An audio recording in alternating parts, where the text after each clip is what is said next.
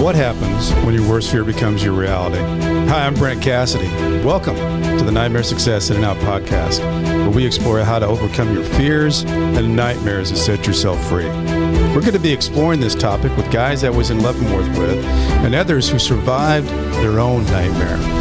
These stories can be inspiring, sometimes sad. There's some humor, but hopefully you can come away with a nugget of something that'll help you knock down some of the prisons you built up in your own mind. Welcome back, Nightmare Success and Out listeners. So I've got something a little bit different today. Gina Pendergraph and I have been talking, and this is the first on this show, and we're going to do a 3-part series. And because we've always talked about, what happens when your worst fear becomes your reality, how do you adapt, survive, overcome, set yourself free, but we've really never broken it down to how you feel and what's going through your mind when you first enter this world of a nightmare. And then the second part's going to be Gina going in and experiencing the world of the unknown of prison. And the third part is going to be us talking to her when she comes home and how she's doing and how she's making her way. And I told her I really am interested to get into her story because it's a husband-wife thing. It has to do with drug trafficking, and Gina looks like the girl that took the kids and dropped them off and was in the pickup line at school. So it's good. I think it's going to be really interesting. So I can't wait to get into it. I want to recognize our sponsor for the show, Auto Plaza Direct. Who likes going and spending a couple weekends looking for a car, walking that car lot. And then you spend 4 or 5 hours in the dealership to buy a car. It's kind of like a trip to the dentist. Well, there's a better way to take away all the pain and hassle of getting a car. It's called Auto Plaza Direct. They're your personal car concierge. Just tell them the car you want, what you can pay, and they'll go find that car for you. They're going to negotiate your best price, and you'll get that car. They also offer warranties and financing. It's all full service. Go to autoplazadirect.com to get started with your personal car concierge. The new hassle-free way, the car buying experience you deserve. Auto Plaza Direct. Tell them Brent from Nightmare Success sent you. Welcome in, Gina Pendergraph. How are you today? Well, thank you for having me. And I think are you coming from Los Angeles? Is that where you are? I am, yes. Okay.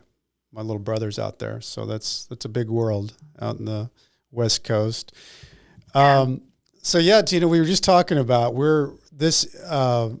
I like what we're doing because I think it brings a whole different kind of angle view to the listeners out there, because you are in that unique world that you and I just spoke about. That's, you've pled and you're waiting, and in the meantime, you're still trying to survive in your life. Can you take us back a little bit and get everyone kind of introduced to you as far as where, growing up, how you got into the world of, what was Gina doing as you were growing up as a little girl?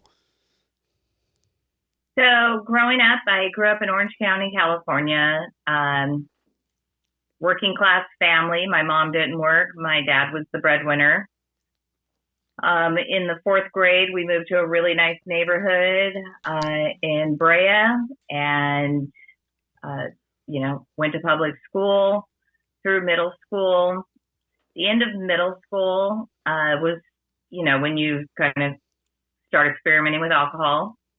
Had a pretty bad experience at 8th grade graduation with alcohol, and I really got labeled, and that seemed to kind of set the stage for the rest of my high school years. So at that age, was it like a dance or something, or what was this? We were supposed to be in the dance, and we weren't. We went to a party. I don't know if it was somebody who decided to have a party instead, or maybe it was somebody that was in high school. I can't remember whose party it was, but I just remember running the streets through town, drinking, being drunk. It's not a small rural town. It's an Orange County, California town, but Um, I remember like sliding down hills and just, yeah, running from the police. And then, of course, you get back to school because it wasn't the end of school. End of school, it was like the night that they have the dance, which is probably like 2 or 3 weeks before school Right. gets out, and just being like all eyes on me. Yeah. And When you say, Gina, that you got labeled as just the wild child girl that was, and you kind of did you just take on that persona? I kind of did. Yeah. Yeah.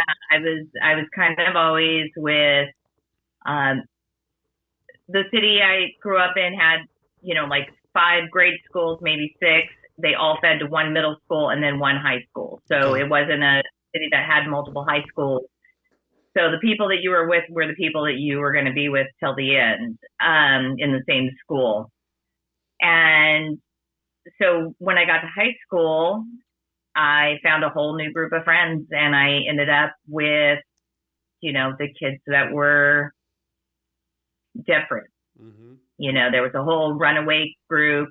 There was, punk rock, new romantic, mohawks, purple hair, pierced noses. And, we drank and went to shows every weekend. And in my family, because, we were just working class, it was never talked about like, where are you going to go to school? What are you going to do after high school? So I didn't have a plan at all. Like in that period of time with the high school, was it, was it a struggle with your parents? Were they understanding what you were going through? Like what was their vibe on what you were doing? So my parents drank. So there was a lot of absenteeism. I had a brother who was 5 years older than me. Mm-hmm. And I'm pretty convincing. So like I convinced my parents that they only needed to worry if the phone rang. Yeah. But if the phone didn't ring, I was fine. I don't know how I pulled that off at 14 and 15 years old. It's a good sales job. Yeah. Yeah. And so they never really worried about me. And I've always been fiercely independent, Mm-hmm. and to a fault, like where I won't accept assistance from other people. Like it's, if it can be done, I can do it myself. Mm-hmm. And I mean, I've been married to the same person for 20 years and, we've been together for 20, married for 17. And, I mean, prior to this, I used to say, I don't need you. Mm-hmm. I want to be with you, but I don't need you. And I've realized now, through a lot of growing and learning that I've done through this process over the last 10 months, that one, that wasn't very kind of me to say. Yeah. And in my head, I just meant it like, I don't need you financially. Right. I can take care of myself. I can earn my own living. I can, take care of myself. Well, let me ask you something, because in that independence, and you're saying that really your brother was older, as you got near the end of high school, what did you think what was going through your mind as far as what's my next step in life? I didn't know. I started working when I was 14. I Mm-hmm. started working in restaurants. I kind of vowed that I would never work fast food. And by the time I was 21, I was dancing. Okay. So, I found a way to earn a living with the way that I looked. Uh-huh. And did that up until probably about 26. What was that world like, Gina, at that age? A lot of drugs, a lot of drinking. But I did have a child at 20. I was 22 when I had a child. Mm-hmm. But my first husband was a tattoo artist, and I was a dancer, so we still lived kind of a wild life and a lot of drinking. Not a lot of drugs with him. Like we did drugs kind of when we were before we were parents. But after that, it was just mostly alcohol. I did, fall into prescription drugs at, one point, got out of that, suffered from depression and anxiety over the years, and I would get medicated off and on that. But I really felt like it wasn't mental for me. It was more of I needed to learn how to live. And looking back now with everything that I've learned in this last year is you have to go back to the root. You have to go to the core of whatever there's always something way back that you have to deal with and face. Jessica Henry said that the other day. She was talking about that you got to get to the root of because in her story, for those who haven't listened to that episode yet, she had foster care and she was teen pregnancy and drugs and all kinds of different things that rolled into in and out of prison for 9 years of that. But she talking about how she got right was really digging down into what caused her pain. And a lot of people don't take time to do that, though. You get so busy with getting from one step to the next step that very few people take the time to say, what am I doing? What have I got going on here?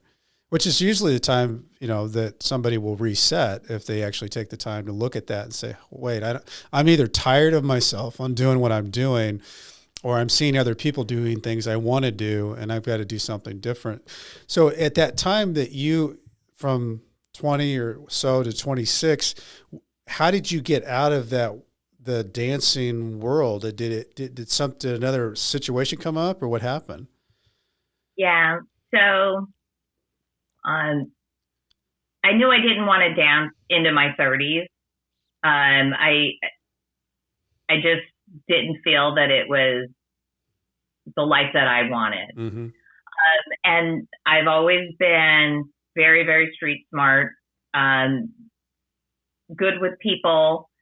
So, I ended up, I probably started as a receptionist at an insurance company and then moved on from there. I ended up at a very large company when I was 33 years old and worked there for the next 10 years, made incredible money. I did really, really well there and I was very happy there. But my mouth got me in trouble there. So, what happened? Is there a story there? One that I probably shouldn't share. I made a comment about somebody and it wasn't meant to be mean or anything. And, it was misconstrued and that person happened to be the person that I was currently working for. Okay. All right. So that usually doesn't end up great if that happens. Right.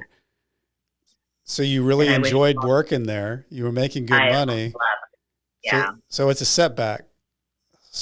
It was a big setback in my life. My daughter had just had a baby.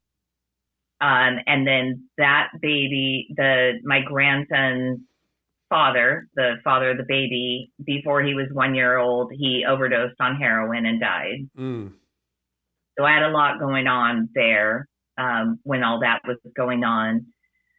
With my daughter, with my grandson, who was going to take custody of my grandson because my daughter is an addict as well. So did you see that coming on, Gina, being the life that you had grown up in? Did you see that coming on? And I always wonder, like with parents that have a history of that, and then they have the history come into play with their kids. It seems like that would be like a double pain because you're dealing with something and seeing something where you've gone through it. How did you work through that? A lot of rehab, many years. Thank goodness that the age had been brought up to 26. Mm-hmm. That that the kids can stay on your insurance. So she was on my insurance until she was, I want to say like 22, because then that's when I got let go. And then she went to my husband's insurance, which isn't her dad, but we're legally married. So we were able to put her on his insurance. So she literally lived in rehab from like 18 to 26. Wow. And everywhere from Malibu to Newport Beach and out to the desert. We both had great insurance, and she was an adult. So I'm, sad to say she probably never paid a single copay or anything, but she got all the tools that she needed. And I kind of realized that I had to let it go. I mean, I wasn't the one putting her in rehab. Like, she knew how it's actually a business. It's a crazy business. I mean, they go find these kids at places and be like, oh, come to live at our recovery home. And, we would get stacks of EOBs, explanation of benefits, or billing or whatever it is that, this treatment, that treatment, this blood test, this medications, vitamins, whatever.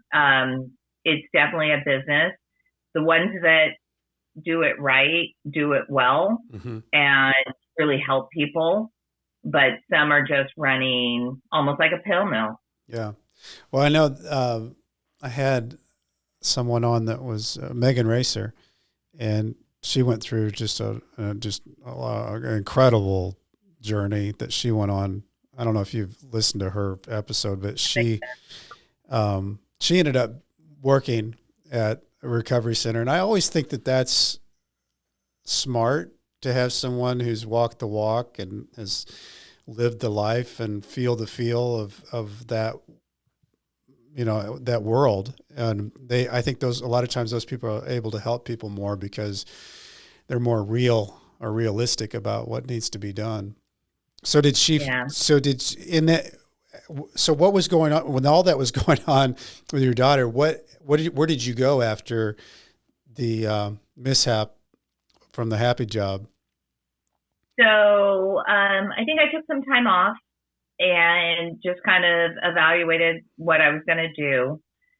Financially, we could always survive on one income, my husband and I. But my goal has always been, jam everything I can into, my 401k and have a good retirement. Yeah. My mom, we'll probably get this list in a little bit, but, I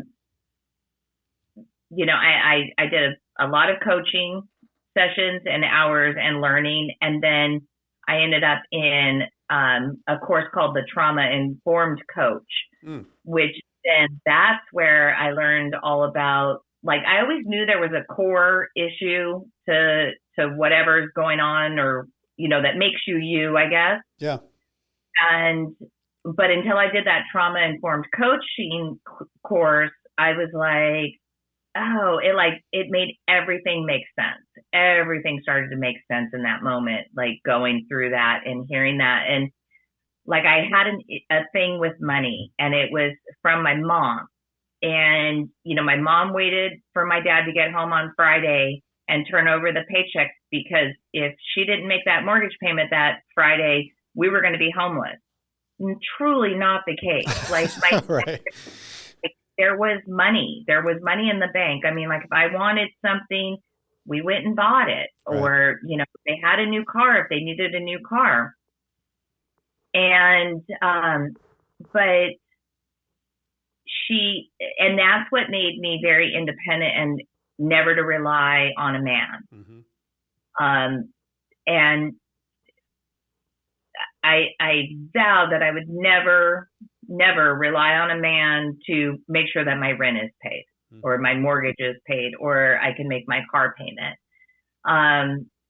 And so I learned a lot about finances and money, and and that was part of my trauma, was making sure that I had enough money to retire on, and that I could live a good life. Because if I didn't save my money, I would be eating cat food. Right. So you get onto this thing and you figure out, okay, this is the thing. Is it that you go into coaching? So now that's what I've been learning. No. So then I ended up working for a trade show contractor. Okay. And did customer service there. And then COVID hit. Yeah. And so trade show industry was gone and done. And then I mean, really gone and done. I mean, really zero base, nothing done. Right. Yeah. So then, and that's something we don't even think about a lot, is how many people got affected in those types of businesses where it all that was the business and it just went to nothing. Yeah. I mean, we've heard all about, retail and restaurants, right? Sure. During COVID. Like, oh no, all these restaurants are shutting down. Well, a company that does trade shows, I mean, there's two big, huge companies that do pretty much all the work across the United States and Europe and Canada, I'm sure. Yeah. And nobody was working. Yeah. Nobody. I mean, my husband was in the trade show industry. Okay. And had been since the 80s. And nobody was working. I mean, the biggest benefit they could give to their union guys at the time was a box of food every week. Mm. Like, it was insane. And what'd you do? Yeah, that was, What did you do? Well, for me, I was able to collect my unemployment. Okay. My husband, he worked directly for the district council, so he was able to, he kept working, and they were just trying to figure out a way to get the guys back to work. Like, I mean, doing vaccination drives, food drives, and especially at the beginning, a lot of people didn't want to get vaccinated, right. And be told to get vaccinated to be able to come back to work. So, yeah, so it was definitely a challenging time. And then probably May of 2021, I went back to work. Okay. May of 2021, I went back to work. So then I worked at a financial firm. Okay. So one from your area. Okay. I know which ones those are. Yeah. there's two big ones. Yeah. One big one from St. Louis. Yeah. So, yeah. So how does your world spin out of control, Gina? Like where does it go to how you get to the position where you're waiting to find out that you're going to prison? How does that nightmare begin? So we live very close to Mexico, and so we had a place down there, and I had a kind of a flexible schedule, so I would spend time down there, especially, full weekends, and somehow I got mixed up with the wrong folks who, said, hey, you can do this and make some extra money. And again, I wanted to retire and I didn't want to eat cat food. Mm-hmm. And it sounded like a good idea, and it was a horrible idea. I had Sentry, which is the same as Global Entry, but it's by land. Mm-hmm. And so it's, minimal pass through, like you just drive your car through and, where are you coming from? Where are you going? It's TSA pre-check, and basically, Global Entry is entry by land. And so my vehicle had been flagged, and there was drugs in the vehicle. So how many times had you been making those trips that how does that get flagged? Or did you have an idea that you were flagged? Right when in the line, I knew I'd been flagged. You did? Yeah. Like, yeah, how definitely. do you know? How do you know that, Gina? Like, what happens? You can feel it around you. Yeah, the vibe changes. Yeah, yeah. It was a Sunday, probably about 4 o'clock, maybe four Yeah. o'clock in the afternoon, and in line. And when we got to the booth, she, I don't know, she had our cards, or because you scan them before you even get to the booth. Okay. So by the time we got up to the booth, she said, you're going to need to go over to secondary. And we kind of looked at each other and went, okay, and drove over to secondary, had the dogs in the car. And, we were asked to exit the vehicle. We held our dogs and they started searching. And then they had us put the dogs back in the car and handcuffed us and walked us into the building. Wow. What is going through your mind, Gina? Kind of like we talked about prior to this, is it's the thought that I would get away with it was there, but the thought that I could get caught was also there. Mm-hmm. So it wasn't shocking.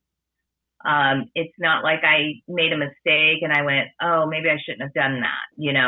It's not like I had, a fender bender car accident. I, crashed that car right into the brick wall knowingly. Right. Like I don't want to say that I did it unknowingly, but there's definitely conditioning that goes into it. Like, wow, you're really good at this. Take some more. It kind of builds you up. Oh yeah. Yeah. Yeah. And then there's the high of getting away with something. Sure. The adrenaline rush that you've been able to accomplish it. And the people that you met up with, was it just by happenstance that you got introduced to them, or you say you were living there, so you would go, was it people that were in the neighborhood, or was it people you met at a restaurant? Like, how does that happen? It was a friend of a friend. Friend of a friend. And they introduced you to them. Yeah. And they kind of recruited you to say, hey, you'd be good at this because you're going back and forth and you make good money. Look at me. I mean, they're not going to, they just don't look twice at me. You know what I mean? I would go and get my hair done, my nails done, my, Botox, my lip fillers, everything I did all my beauty in Mexico. Uh-huh. I was there once or twice a week already. Yeah, no, and I think it's that I said it at the beginning of the episode. You don't fit the profile at all, which I'm sure from their standpoint, the ones that are recruiting is like, this is exactly who we want. We want Gina Pendergraph. Yeah. So when you got rolled into it, did they do practice runs with you? Did you just say, okay, I'm Miss Independence here, and I'm going to just roll and go and see if I can make this? And you did, and then all of a sudden you're in? Yeah, there was definitely a practice, a very, very small amount, see how I do. Obviously they don't want to trust you with very much. Yeah. What kind of drugs were you trafficking over from Mexico? So sad to say, it can be Googled, so it doesn't really matter, but, everything's wrapped, so you don't really know what's there. And once we were arrested, we found out, that it was cocaine, heroin, fentanyl, and meth. Mm-hmm. The big ones. Yeah, all of them. Yeah. So you get tagged into this thing. They handcuff you. I'm not even sure. Except for what I know when you watch this stuff like on Dateline stuff. What happens to you when they handcuff you at the border? Like, where do you go? So literally, you're in a room with metal benches all the way around. This was a Sunday night, So I'm worried about your dogs too. you can hear them? Okay. No. I'm worried about your dogs. Oh, I'm worried about your dogs when they were in the car and they told them to put it back in the car. Like, did they just leave the dogs in the car? no, Okay. no. And they definitely were very kind to our dogs. We were able to get our dogs, well, not us, but my husband's son was able to get our dogs very quickly. Okay. Maybe they spent like one day at the Humane Society in holding.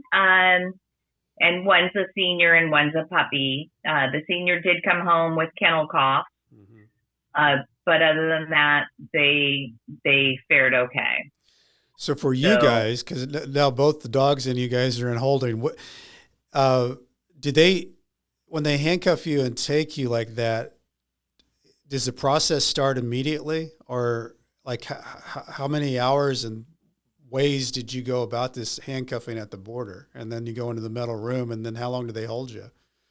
So the big room, because they're stopping people all throughout the night, right? So our stop, let's just say it was like at 4:00. We were in that room until probably very early the next morning. Okay. Probably about 3 or 4 in the morning. They did, bring us into like a small little interview room separately, of course. We were too far away to speak to each other. But like my attorney said to me she goes, "Hey, Gina," she goes, "I got the video from your interview with Homeland Security or DEA or something. Do you want to watch it?" And I said, "No." And she goes, "Well, it's 23 minutes of you sitting there saying nothing." Mm-hmm. I've watched enough Dateline to know, I want a lawyer. Right. I have nothing. Don't say anything. Right. Yeah. So I did not utter a word. My husband did not utter a word. But they definitely, what I found interesting is they didn't push it. Mm-hmm. They knew I wasn't going to talk. He did say one thing to me, like, "Is this your phone?" And every month I always change the screensaver on my phone to the current month. So like right now it says "Hello September," and April it says like "Happy Easter," and July has like 4th of July fireworks on it or whatever. And I always just download a new screensaver. And he goes, "The one that says thankful on it." But it was November. It was Thanksgiving. Yeah. And, but that's pretty much the only conversation the agent and I had. And I don't think he was happy that I wasn't willing to have a conversation with him. But they literally just leave you in that room for, a long time. 12 hours. And then a van came and put us in the van and took us over to MCC San Diego, which is the federal holding or detention center in San Diego. And so I spent a week there. Spent a week there. That had to be quite tell me about, like, you're going into something you haven't been in, right? Right. So how did you enter that world a week seems like that's just a week. And being in something like that has to feel like every hour, every minute is, wow, this is really different than where I just came from. So it's funny because my husband said, he goes, "You had a completely different experience than I did." We were in the same building he got out a day before me. Okay. It's funny. I'll explain this part late in a minute, but like my experience wasn't bad. It wasn't bad. Okay. No, it was a group of 12 women, with, COVID still being a thing, especially a year ago. They keep you in a group of who you came in with. Okay. And I'm sure that's how it went for the last 3 or 4 years, right? So there was a group of 12 of us, and somehow I became the mom of everybody, bossy by nature and controlling. And so like when the food trays would come, I would make everybody sit down and eat together. And when, they brought the cart in to clean, I would make sure that, myself included, we all worked. Uh-huh. Like we let one girl who was detoxing sleep through the entire thing. And then any extra food we gave her, because when you're coming down off meth, you sleep and eat. And that's about it. Because that's what your body lacked the whole time that you were getting high. Mm-hmm. So we made sure she had plenty of food and let her sleep for hours on end. We played a lot of, Bunko and Uno, and just to kill time. We read a lot of books, passed books back and forth between each other. I think we did a puzzle. Like we had crates that had like a bunch of games, decks of cards. But the women interact way differently than the men. Yeah. Like my husband said his week was like just him and another guy like locked in a cell together. I mean, I was able to shower every morning at 5:00, keep my normal schedule. Mm-hmm. I meditated in there. I taught another girl how to meditate. I was a smoker for 40 years and I loved smoking. Mm-hmm. I have smoked since I was like 13, 14 years old, and I love smoking. I quit smoking in jail, in prison. I don't know how I did it. I mean, I smoked partially through my pregnancy. Like I loved smoking, mm-hmm. and I was able to quit in jail. So yeah, my experience was not bad there. And during that week, Gina, did it like your rest of your family, like your mom and whomever? I guess did you call them, or did they get notified by other family members, or like how did that happen? So somebody alerted our parents and my husband's son, or my dad and my husband's son, because we didn't cross when we should have, and nobody could get a hold of us. So it was pretty quick when they realized that we were missing. And I'm not sure if they got a call. I know my dad got a call from the investigator that works for my lawyer. And did they have any idea, Gina, that this was going on? Oh gosh, no. Yeah. No. I mean, this is a big surprise. Double life. Yes. Yeah. A huge. How long did that go on? Going back and forth? Not very long. Not very long. Like 3 months. Yeah. So. And not constant. Like it was a total span of 3 months. Yeah. That's not very long. No. Nope. So then when they release you, how do you step into this mess? So let me share this with you real quick. So for my husband and I, he's in the men's, I'm in the women's. We went to court. I don't know if we went to court on the same day or different days in front of the magistrate, mm-hmm. but we're co-defendants. He did his paperwork. I did my paperwork. He got assigned a public defender. I got assigned a public defender. You usually get assigned, that right away. Mm-hmm. And I was able to keep my public defender. He was not allowed to keep his public defender, but he was able to keep it through the release. Mm-hmm. My bond was $15,000. His was $10,000. His family didn't have to put up any money or anything. My family had to mail a cashier's check in. It's surety bond, so as long as I'm here, it goes back. And then for probation, for pretrial services, he was ordered for drug tests. I was not. I do online check-in. He had to have the probation officer, pretrial services officer, come to the house about once a month. It was so interesting. It's very interesting. We're parallel. We have the same charges, the same case, and it was treated completely different. That's fascinating, really. Yeah. Yeah. And it was the same judge. Wow. That's really interesting that you two are co-defendants and that happened that differently. Yeah. Yeah. So that was very interesting. So now back to your original question. So when I got out, I started like for about a month. You got to kind of figure it out. We got through the holidays because that was right after Thanksgiving, the Sunday after Thanksgiving. Got through Christmas. Like I mentioned before, our children have children, so we have 2 grandchildren, and we have a December birthday for one of them, so we did a trip to the mountains with them, and kind of trying to make sure that they're not more traumatized just from overhearing.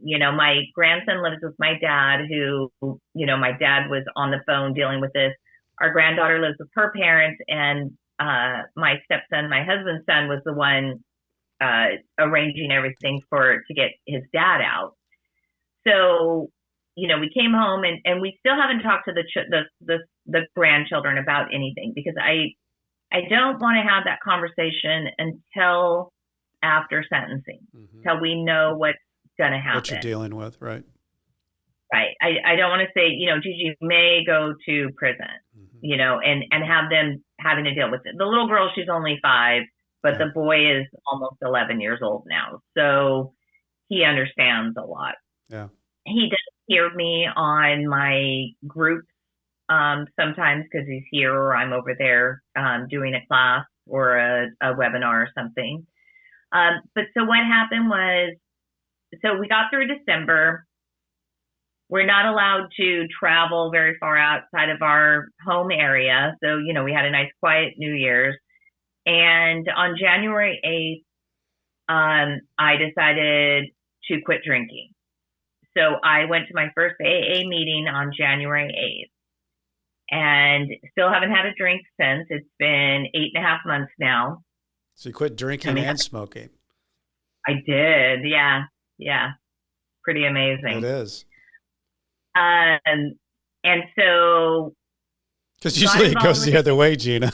Usually it rewinds the other way around. Yeah.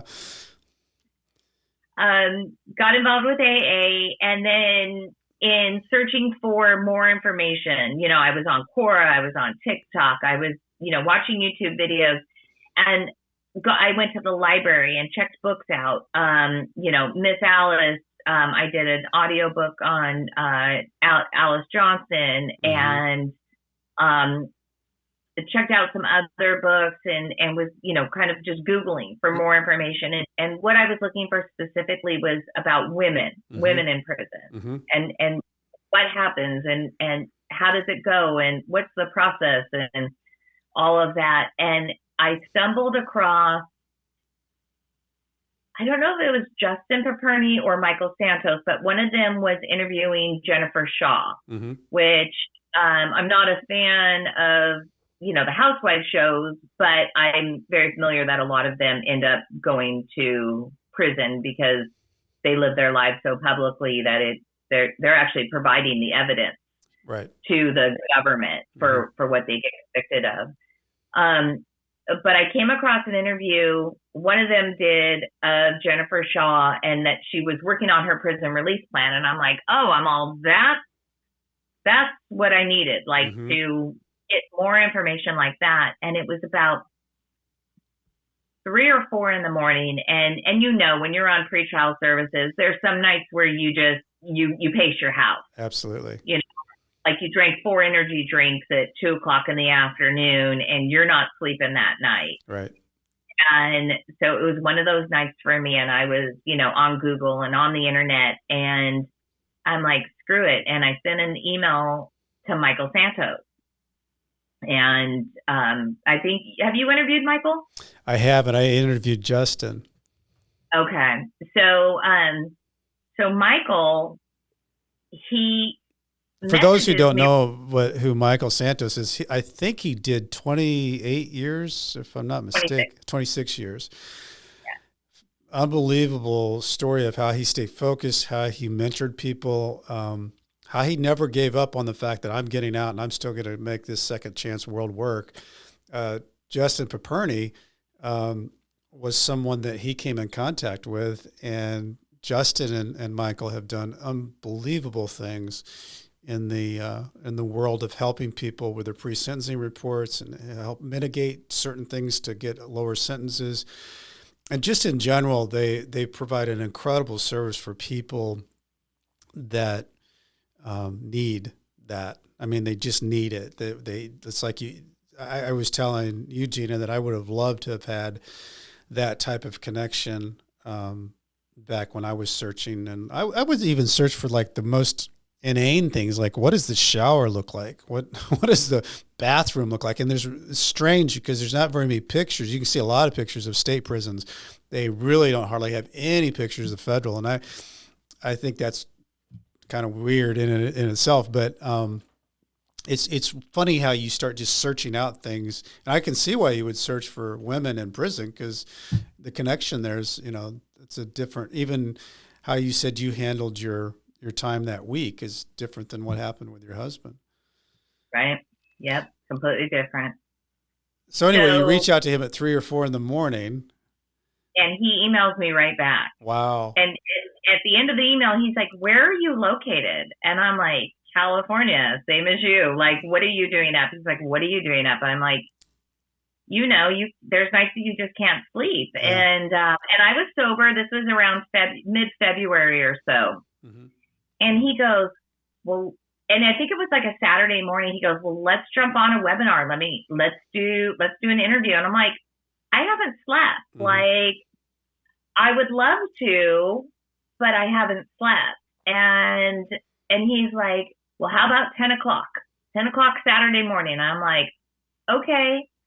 And in my head, I'm thinking, right now, I'll take any advice, any Absolutely. Input, stack, any information I can get. Yeah, you're starving for information. And this is somebody that knows a lot. Yes. Yeah. So I'm definitely going to take this opportunity to speak with him. So we jump on, and I said, I don't want to use my name. Like, this was only 2 months after my arrest. Mm-hmm. And he goes, "That's okay." He's like, I'll say a different name, but I guess it doesn't matter. So I was Lori from Cincinnati. So like when he sees me, he's like, "Hey, Lori from Cincinnati." Like, I don't even know if he knows my real name. But so we did this interview where he talked about allocution statements. Mm-hmm. And I'm still far from my allocution statement right now, even, 8 months later. But what it did was it introduced me to his group and all of his podcasts and his book, mm-hmm. and all of his information. So went online to Amazon.com. I bought Michael's book, and I bought my husband bought Michael's book and Justin's book. Mm-hmm. And Michael's book is very long. It's, but it's 26 years worth of information in there. Yeah. So it actually took me quite a while to read Michael's book. Justin's book is, quick, pretty thin, yep. Easy read. They're good. And it's a good book. Mm-hmm. Yeah. And so then there's a weekly webinar that they do on Thursdays at 10 a.m. Pacific. And I started joining them. And like I said, this was back in February. And it's unbelievable to me how much that group has grown just from February to, what are we, September? Yeah. September? Yeah. It's 7 months. Like, when I first got there, there was 15, 20, maybe 30 of us on that weekly webinar. And now it's up over 100 every week. Yeah. And in fact, I think when I was on there speaking, because you can see the things down at the bottom, there was over 100 people on there. Yeah. Yeah. Yeah. They actually had to upgrade their Zoom account because it had gotten so big. Yeah. Yeah. There was a week, I think the free account lets you have like 125 people, or 125 or 150. And then we were getting up to like 186 people on there. It's amazing. It's and I've really ingrained myself with that group. Like, it's helped you.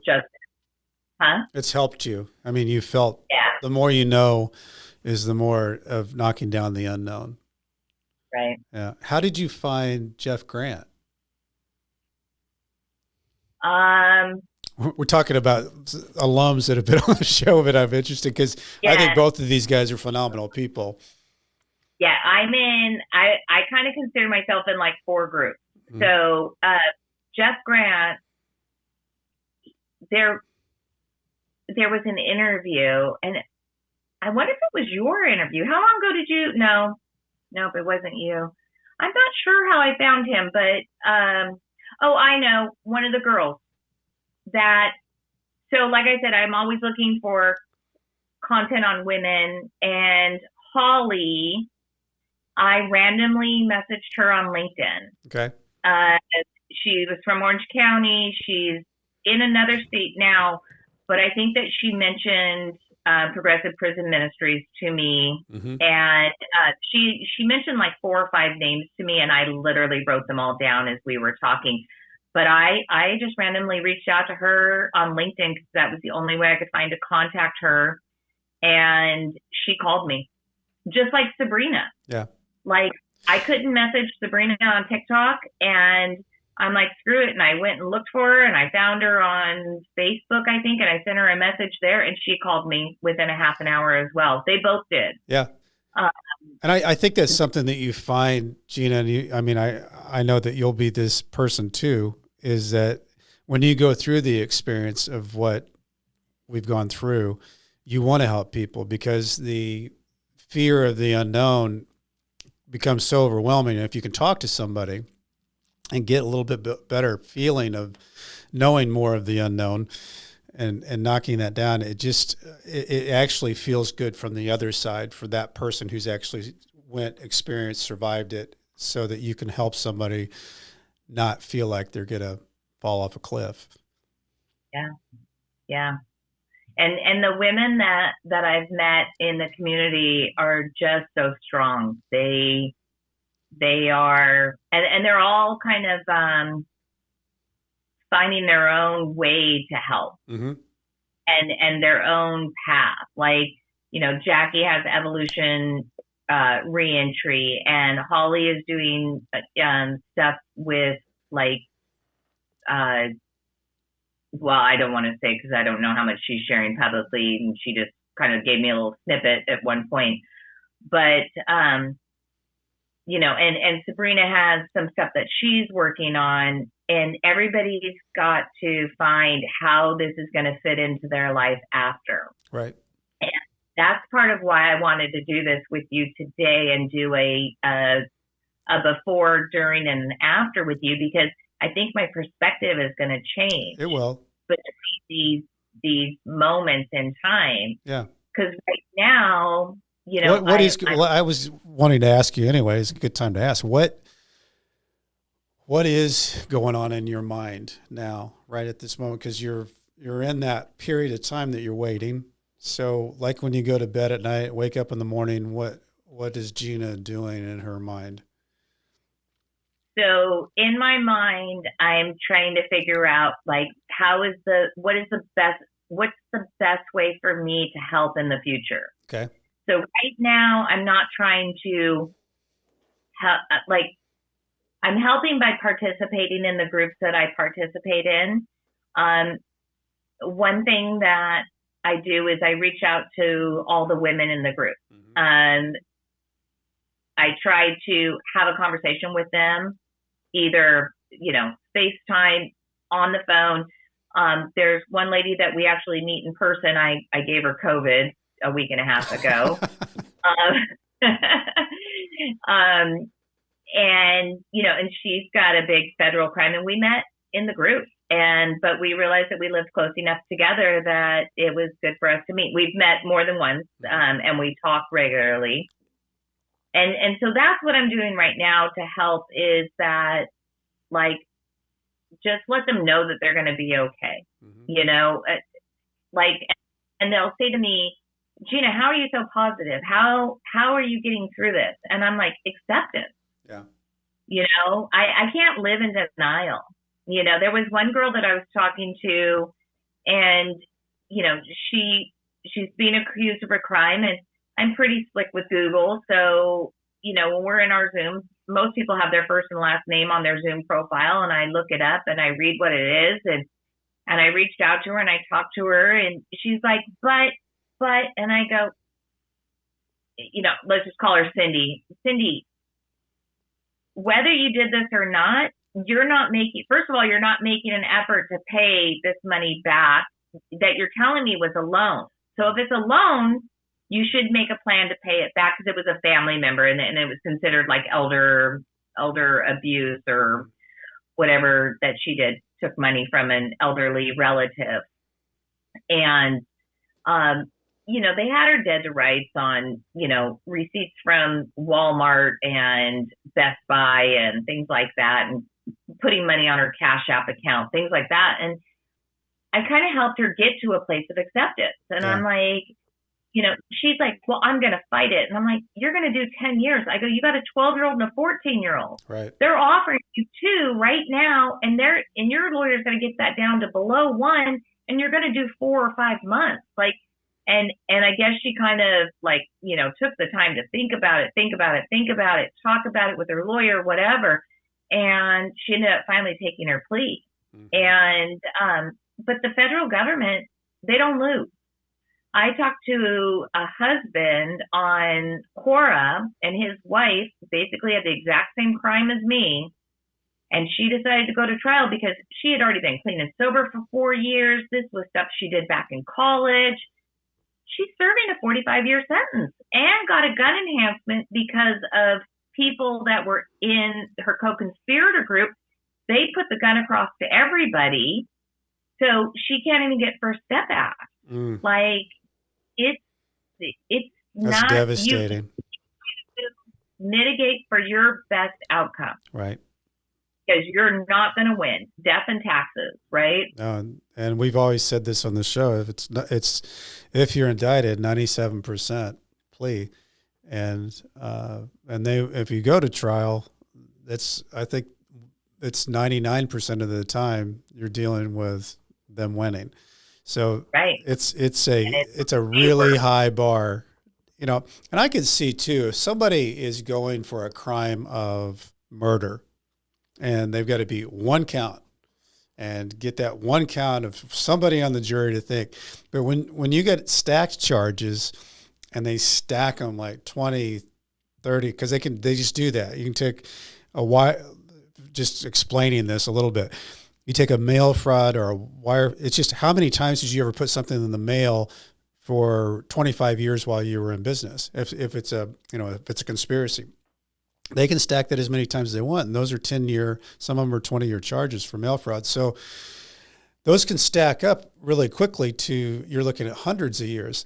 So right. you have to weigh all that out to think, my God, what in the world? And then it doesn't take very long to read to see that people, but my point was, when you've got multiple charges like that, the jury is going to think, first of all, that there's a reason why you're in there in the courtroom, because the federal government has brought you as the United States of America versus your name.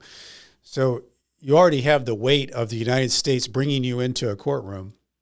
And the fact that you might have 10 charges or 15 charges or whatever, however they've stacked those, they're going to think, well, maybe they're good on 8 of them, but we might convict them on 6 of them.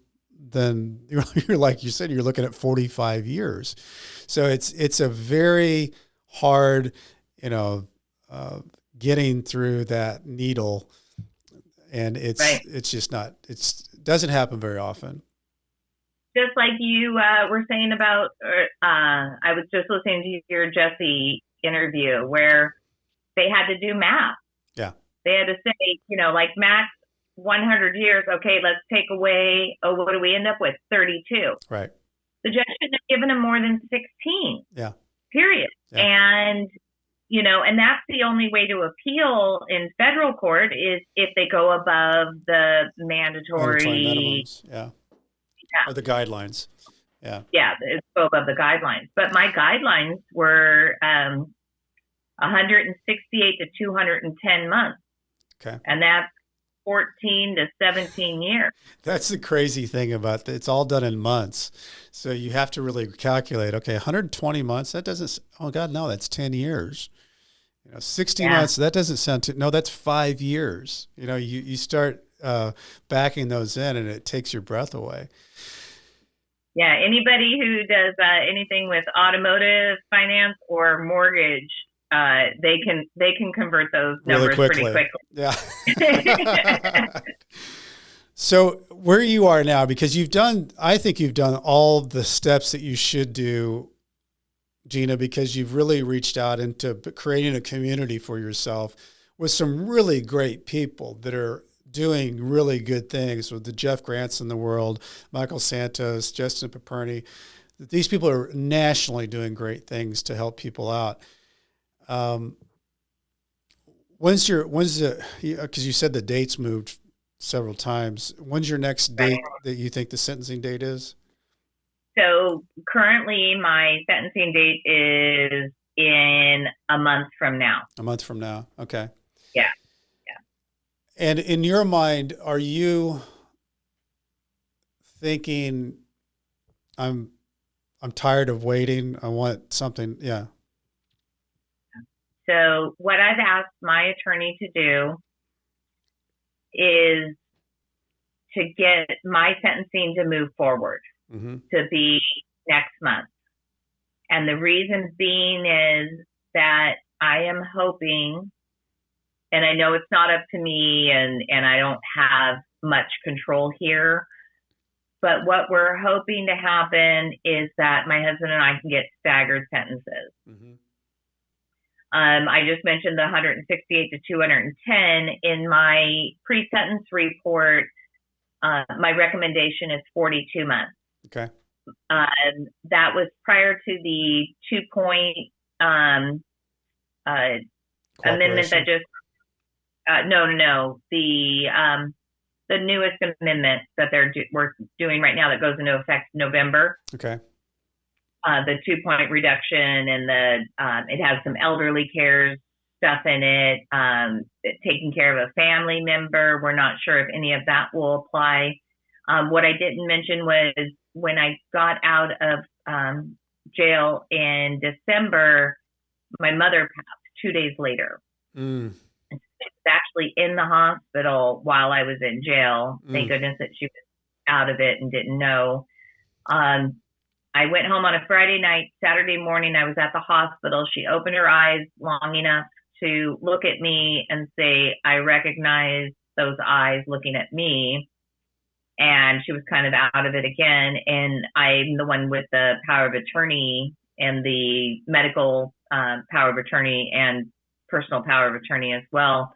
So I had to invoke that. And then she passed the next day on Sunday. Wow, Gina. So that's powerful. Father. Yeah. So I still have my father, who is 78. He'll be 79 in December. So what we're hoping for is staggered sentences, so that my husband's parents are in their 80s. They actually live next door to us. And so we're hoping that I can go serve my sentence and then come home, and then my husband can go and serve his sentence. And I know they do that. I mean, that's not uncommon. Right. You just have to. You just have to really have a good attorney that makes those things happen, because they will consider that. Right. Yeah. And I know that they'll definitely consider it for having children or smaller children. Ours are elderly parents, but my husband's an only child. I have a brother who's 5 years older than me, but he's schizophrenic and institutionalized. So we're each the caregivers for our family. Yeah. Yeah. So that's our hope. Well, that's one thing to have, is hope. One of the guys, I think the second interview I did, I think it was Romo, said the one thing you don't want to do is ever take away hope from somebody, because that might be all they have. So don't do that. And I think, Gina, you're going to be okay. It's going to be not great. I mean, it's going to be one of those things that I know that you're in that time period right now. You just want to get in and start it so it's over. But, you listening to your story, you are a survivor, so you will survive this. And I know that you'll be able to make it out on the other side. It's going to be interesting to get your perspective on part 2 and part 3 of this, because your part 1 is exactly the right attitude of entering your next step. Yeah. Yeah. I think that everything I'm doing right now is kind of helping me figure out what my path is going forward, Mm-hmm. you know, or after step 3, right? Like step 2, you know, I'm already a certified ACC ICF coach, Mm-hmm. life coach. It taught me. Are you doing a lot of that now? Is that something that's kind of filling your eating, kind of distracting you from your other mind flips of mind adventures? So what I was doing there for a little bit was I was trying to coach women that have loved ones incarcerated. Yep. And there's a bunch of Facebook groups that these women are in, and but they, gosh, I don't want to sound horrible. It's a lot of victim mentality. Mm-hmm. Like their husbands and boyfriends are being mistreated. Mm-hmm. It's unfair. They talk about like putting money on Cash App and cell phones, and I'm like, oh my God, like this is where the problem is. But I think that when I was in MCC down in San Diego, is that I very quickly talked to those girls about acceptance. Like, yeah. I'm like, denial and lying and not accepting this is not the solution. It's not. And I think that the denial without acceptance makes you a victim. Victim takes away all your strength. And if you decide to accept and be a survivor through it, it even makes you feel different. You're surviving this. You're going to take it on. You're going to take the challenge. Whereas if you're victimized in the victim mentality, then you have really curled yourself into a fetal position and you're not going to accept whatever you've got to do to step out of it. And that's where people get really stuck. Yeah. Prison's not going to kill you. No. I mean, something could happen to you there, or, you know, your health could be bad going in, but if you're going in a strong, healthy person, you know, you can survive on. I've never eaten a peanut butter sandwich in my life. Mm-hmm. Never in my life. I eat Reese's peanut butter cups and I eat Reese's cookies. I eat peanut butter cookies. I've never eaten a peanut butter sandwich in my life. Probably my biggest fear is that they're going to force me to eat a peanut butter sandwich. Well, it's going to taste pretty close to Reese's peanut butter cup. But, you know, like one of the girls at MCC, she told me, she goes, you know, I'm pretty thin, and I said, I don't know how I'm going to eat. And I'm thinking, you know, it's not going to be that long. I don't really need to eat. I can survive on, you know, water and a couple bites of something. But she goes, don't worry about it. She goes, you'll get used to it. And I swear on that last day, I'm like, oh, we're having chili? Oh, awesome. And she looks at me and she goes, I told you you'd get used to it. You know, I mean, we can acclimate to anything. And you've already had the shock treatment of going in for that week that some people have and some people don't have. So you've got that. It's not going to be as bad as that, really, because you're going to have more freedoms in the world that you're going to go into. And I'll be taken into a camp, according to my lawyer. Yeah. You know, I'm a 0-point offender. Mm-hmm. And then I actually had a DUI in 1990. They can't find it. And I knew it never showed up because back in the 90s, it was big on insurance rates going through the roof. Yeah. If you have, you know, violations or DUIs or anything. And my DUI never showed up. Wow. And that's a good thing. Then, yeah, just some luck. But I did disclose it. I mean, I paid all my fines. I went to school 10. I went to AA meetings. I did everything I was supposed to do. And somehow it disappeared. So MCC kind of gave me an idea of what was going to happen. One thing that put me in a mindset of where I'm still at now is the problems in there are partially inmates and partially COs, right? Yep. One of the girls, she went to anybody who walked by the doors, you know, near our area, she tried to stop them, and she would ask this for the same things over and over again. I need a pillow. I need clothes. I need shampoo. I need this. I need that. And I'm like, stop. Just stop. Like, roll up your shirt. Roll, here. We all, like, I even had us, like, where we didn't even have to ask the guards for clothes. Like, I'm like, okay, I was given size large. You were given size small.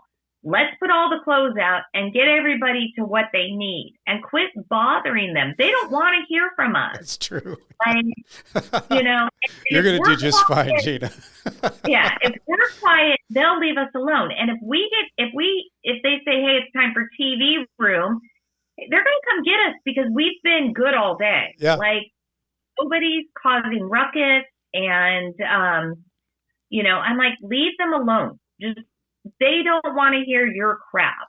And let's, we can entertain ourselves here for 5 hours. Yeah.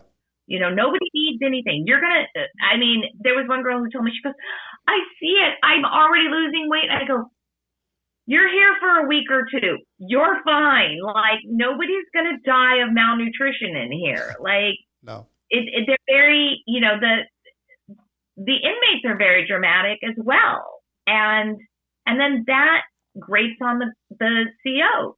Yep. They're there to do a job as well. Yeah, and their job's not great. And, you'll find when you go to prison that they want to get that count out of the way that they've got to do to make sure that nobody left. Other than that, as long as no one really causes a lot of trouble, they're going to stay out of your way. And, that's how I did my time. I had a good prison job. I've worked out. I read books. I had my schedule to talk to my family and write emails and get on the phone and go to bed and start it over again and had a routine. And for the most part, if you're not causing issues, they're not looking for issues. There's some, in any situation, CEOs that are new on the job or they just get off on a power trip, and they will. But for the most part, that's not what they do. Right. So it's just, I think you've already got the MO of what you know that when you're walking into it. Is there anything else, Gina, that you want to share for this part one as we exit out? No, just we kind of talked about the groups that I belong to, Progressive Prison Ministries and Prison Professors. And, I attend the weekly webinars for both groups and participate on the mobile apps that we use, and they answer a lot of questions. So, and I want to thank you for, you've connected me with, Sabrina, I just interviewed, unbelievable story. And if anybody follows Sabrina, I think she's got like 40 some odd thousand people that follow her on TikTok, but she's, unbelievable story. Just check it out. Don't check it out. I haven't released it yet. I forgot. I haven't released that one. Friday, it's coming out the following Friday. Yeah, Thursday. Okay. Yeah. Speaking of that, things to do. If you want to check out books to read, I've got one, Nightmare Success. It's available in Barnes & Noble, Amazon. And please, if you have time, go to Apple, leave a review, or Spotify. It's just a crazy thing how it affects the algorithm and pumps up the show when those reviews come in. And I'm so happy that I've gotten these reviews. I thank everybody for doing and taking the time to do that. Share the show. Gosh, if you like it, share it. It's a great thing. It can maybe help somebody else. If you want to get a hold of me, sprintcassidy.com. Leave me a message there or check out anything that's going on. I'm a TY, not a DY on Cassidy. And as I used to say when I was writing my emails back and forth from prison, stay strong. I'll do the same. Gina Pendergraph, thank you so much. We're going to go part 2 and then part 3. This is going to be a fascinating journey to walk with you. Thank you so much. I appreciate your time. I appreciate it. Nightmare Success, in and out.